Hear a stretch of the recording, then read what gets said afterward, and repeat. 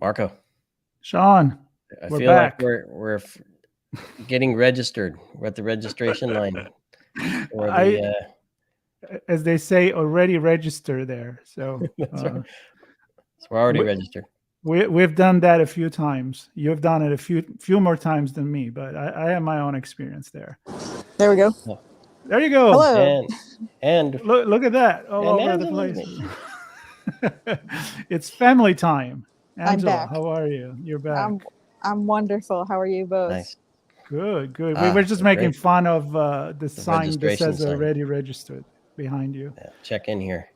Checking in at the RSA conference. I Yeah, want to it's a get my sign. bag. It's a sign. It's a sign, isn't it? It is a sign. We've got bags, computers, badges. What do you need, Sean? Stickers, always stickers. Stickers and shirts. Yeah. Yes. I'm trying to Is it- figure out if I can return merch. Like I kept grabbing things and then I went back to the hotel and was like, no, this can't fit. Can I go back and return them? That's right. You just Got get to trapped in You have that. to ungift the swag. I Exactly. want to give it back. Good luck with that. If Yeah, you're yeah. gonna find somebody that doesn't already have it. That's right. Well, that's one thing I'm missing is going around and see what all the merchandise is. I'm usually very minimalist, so Yeah. I don't pick up much. Sean, he pick up stickers. You just come back, the whole car is covered in stickers. I have a thing for, and it's Marco's car that I covered with stickers. Look, they're flat. He probably didn't even know it. I didn't even notice it. I don't know what car I have anymore. If everything was 2D, I could bring a lot of stuff back, but you know. Right? Oh, well. Yeah. 2D or maybe you can just get the code and then you 3D print the merchandise when you're home. How about that? That's a great idea. That's a great idea. Yeah. Very nice. Very nice. Talking about print, I missed something here. You had a book there. You didn't tell me about it. What's going on with that?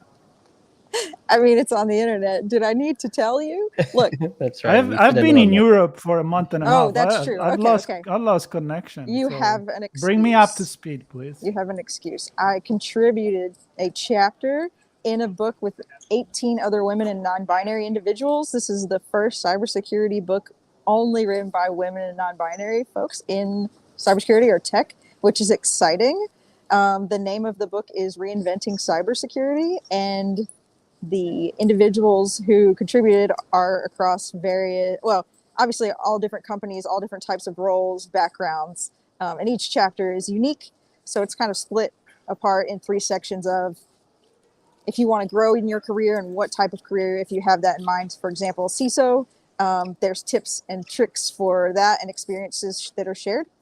Then there's kind of as a current practitioner, advice for people just working in the industry. And then there's the third part, which is, I don't want to say soft skills, but more of a soft skills human okay, I'm at RSA, so the human element to what we do. So my chapter is specifically about an alternative viewpoint on imposter syndrome. And 3 of us, and probably everyone watching knows that that's a hot topic over the past few years, especially in our industry. I know I've talked to folks outside of tech who are like, what is that? What even is that?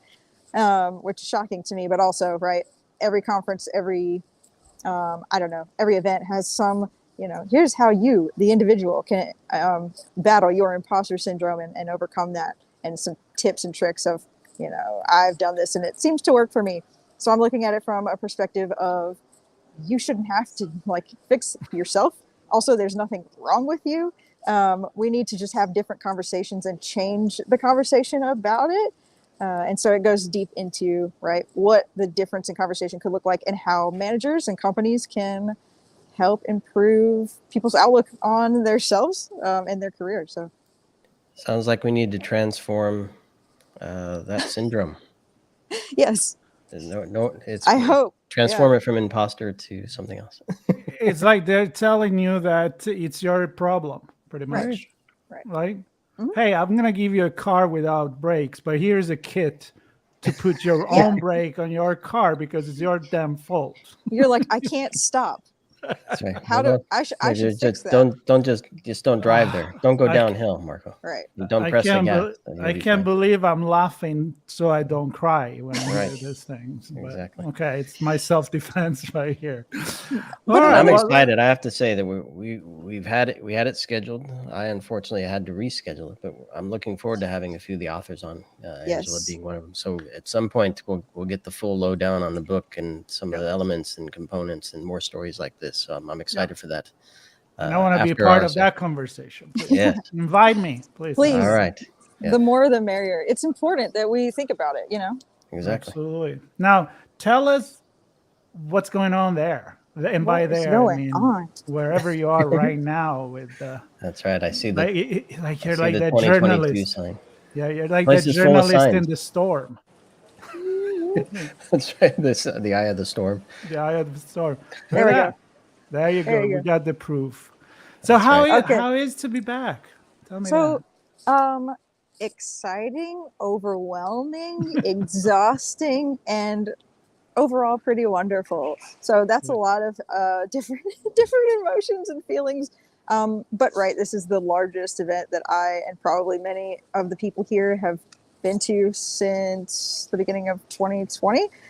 This was actually the last major event that I was at the week that COVID kind of was announced in the news as being a real problem. So it's a lot. I told someone earlier that if I didn't see anyone else for the rest of the year, that would probably be okay because my social quota is pretty much maxed out. But I've definitely I already have other things planned, so that's not going to happen. But it's a lot.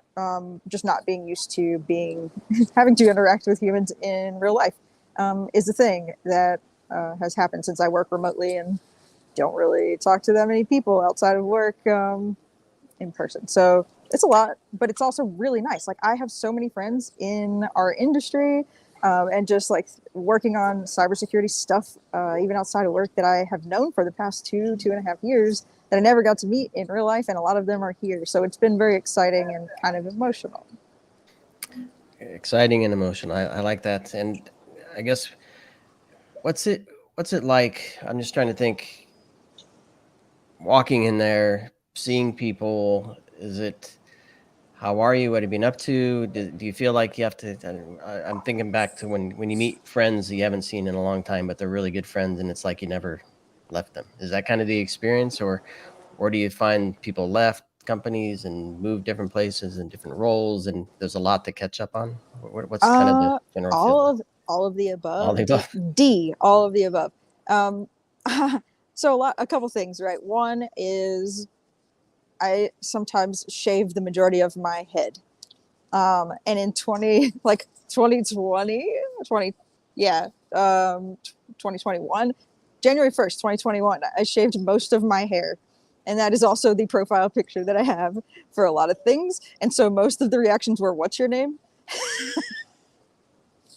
You look familiar, but are you being an imposter? I couldn't help. I was like, "Hey, it's Angela," and they're like, "Oh my God, your hair!" Yeah, I mean, hair is just a little part of me, but whatever. I still look like myself. Anyway, that's been really fun. But also, if you have a mask on, it's very difficult to really know who anyone is, and you kind of are unsure to be like, "Hey, so and so," without second guessing, right? So that's been fun. I try to keep tabs on the majority of people that I knew that were going to be here, so I kind of knew what roles. So it's mostly like, I know you recently changed companies. How in real life, though, now that there's no internet or anyone listening, how's that going? So really just checking in on, right, are their careers going the way they expected? Because I think in my network, we try to have a lot of visibility with each other, just so we can learn from each other and not make the same mistakes or go to places that aren't necessarily healthy or diverse or whatever the downside could be. So just sharing those things and being realistic about, right, what is your career like these days? And here's what I'm going through or not. So yeah, it's been a lot of that. It's once again the human elements that is coming Always in this conversation, and I think it's maybe ITSP Magazine is a little bit of a magnet for that, because that's honestly how the foundation of everything we do and we say, and we're so lucky have people like you, like Chloe, which you already connected yesterday. Yeah. Lisa, she was on with Jen Esterly, and I mean, so She's many she's amazing been people. so happy about that, by the way. I could tell. So happy. So we're all excited to meet each other, right? I mean, we're not just I was gonna go there. Tell me, who did you actually meet we're that not Right? that you just were looking forward to? right. And I know people don't probably assume this, but we're not all in one city or building interviewing people and then talking about it afterwards. We never really get to share these stories other than listening to each other's podcasts and making time to do that. But I run into Phil, I ran into Yes. Alyssa, and I ran into Chloe. I've talked to multiple people that aren't here that I'm also like, oh, I wish you were there. But it's been a blast. And Alyssa Miller was my first I want to say leader. She would never let me call her boss. So leader in cybersecurity when I got into this industry. So we have a long Really? history.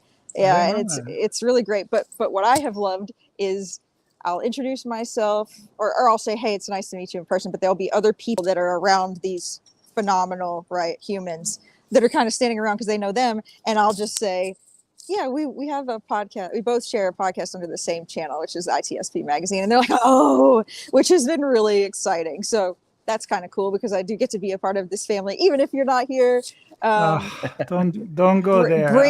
Bringing it all together. So I have moment of, I gotta be honest, I have moment that I'm like, yeah, I think I made the right decision because I'm still kind of concerned with mask and all that kind of stuff.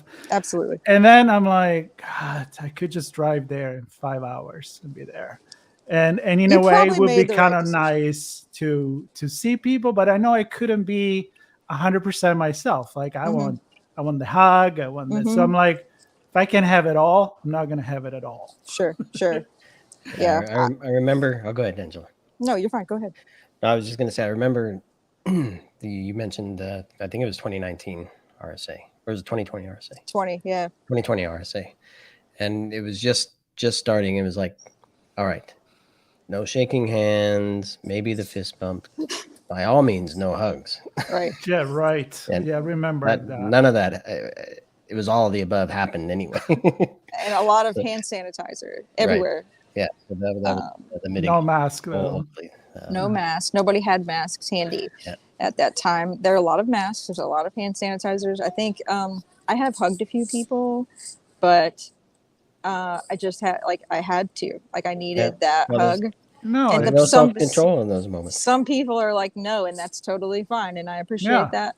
I think you probably made the right decision because it has been a lot of people. a lot of hugs. A lot of people just in general. Which makes me kind of nervous too, but I walk really fast and try not to talk to anybody that I don't. you outrun it. Listen, it's a little bit of our fault because we got in a little later than planned, and we're going to do back-to-back. I think we have Joseph next, or I don't know. I'm kind of losing it. But tell me one thing. Steve is next. Who? Steve. Oh, Aerospace Village. Yeah, that's going to be different because I think he's going to walk around the village. So it's going to be really fun. What's your outtake from this? Apart from meeting people, hugging, being present again, any theme? Did you hear some presentation that really stuck in your head and make you think? Buzzwords. What's the word out there? Buzzwords are zero trust. There you go. Drink. API. and thank you for coming this early because we know you're all hungover. That's what I've heard a lot. Wow. I definitely have not gotten enough sleep. But that's a lot of party talk right there. Not for that reason. I'm just tired. I just like to sleep. I'm tired. I haven't had enough coffee either. So I'm running on fumes, but it's great. It's exhilarating. The other thing is, obviously I've learned a lot from some presentations, but the takeaway is, I do a lot of, you two know that I do a lot of things trying to get underrepresented individuals into the cybersecurity community. And one of the things you think we all try to remember to think about is when you walk into a room or you go into a meeting at work or wherever it may be, look around and does anyone look like you as a woman or non-binary person or LGBTQ, whatever it may be. And the answer is typically, no, I'm the only one, or there were maybe two of us in a very large group. I see a lot of people that look like me, look like they belong here. I don't see a lot of women and people with rainbow buttons and things that look like they feel uncomfortable or that they feel out of place, which I'm just judging by what I see. But from what I see, it is a very diverse year to be here. And I don't know if that's because everybody's just excited to be in person and they're like, I'm not missing this opportunity, or there's just more of us in the industry this year. I don't know what it is, but it's been really nice to see people like myself, people that deserve to be here even more than myself, that I know have probably worked much harder. There's like a designated, I don't know what the name of the booth is, but it's basically inclusive, like women, it's focused at women, but it should be underrepresented individual like booth specifically. And you know, they're doing conversations and chats and interviewing people there. So that's really neat. Any type of innovation that can help, right, grow the diversity within our field is kind of what I'm typically looking out for. I love that. And I'm excited to hear you say that. And I'm wondering, not to drag this on, but I'm interested. Is that represented in the booths, on stage, in the audience, in the hallway? Is it kind of all around, or did it just shine in one spot? I will say in the audience, in hallways, and having side conversations. I would like to see more presenters, more diversity among presenters, which I think would be a huge step that we need to do. But I will say that I have not gone to all the presentations because that is not possible. So don't go away saying, you know, there wasn't enough diversity in the presentations, because that may not be true. But there's definitely many people walking around having side conversations. I've met people in my company that I didn't even know existed, that, you know, I'm like, wow, okay, we are actually diverse. And I see it now because it's broader than just my team, which is really nice. And Marco, that's probably the main thing from these, right? I think others have said it as well.